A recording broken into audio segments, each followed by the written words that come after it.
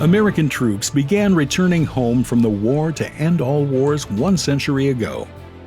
But they sadly returned to the same government neglect as our founders did 2 decades earlier. With a rallying cry of "Never Again," delegates attending the 1919 VFW National Encampment in Providence, Rhode Island, created what is now known as the National Veterans Service and National Legislative Service, 2 powerhouse directorates that lead all other veterans organizations to ensure that our government takes care of the veterans she creates and to effectively petition our government for veterans' rights. Celebrating a century of service is your VFW National Veterans Service.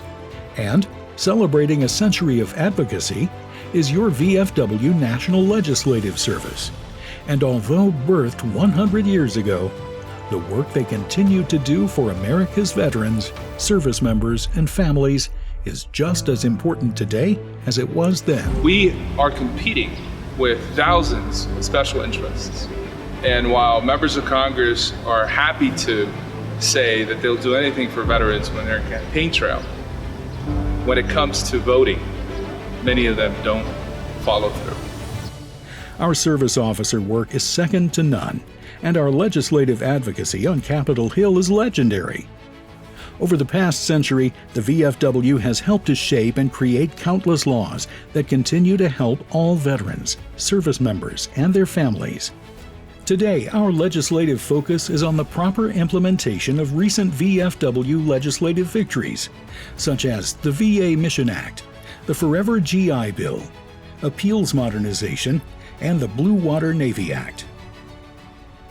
We're also focused on strengthening mental health access and treatment programs, improving women's health services, boosting electronic health record interoperability with DoD, securing care and benefits for veterans who suffer from toxic exposures like Agent Orange and burn pits, allowing the concurrent receipt for disabled military retirees regardless of their VA disability ratings, and eliminating the widow's tax for survivors, among many other legislative initiatives.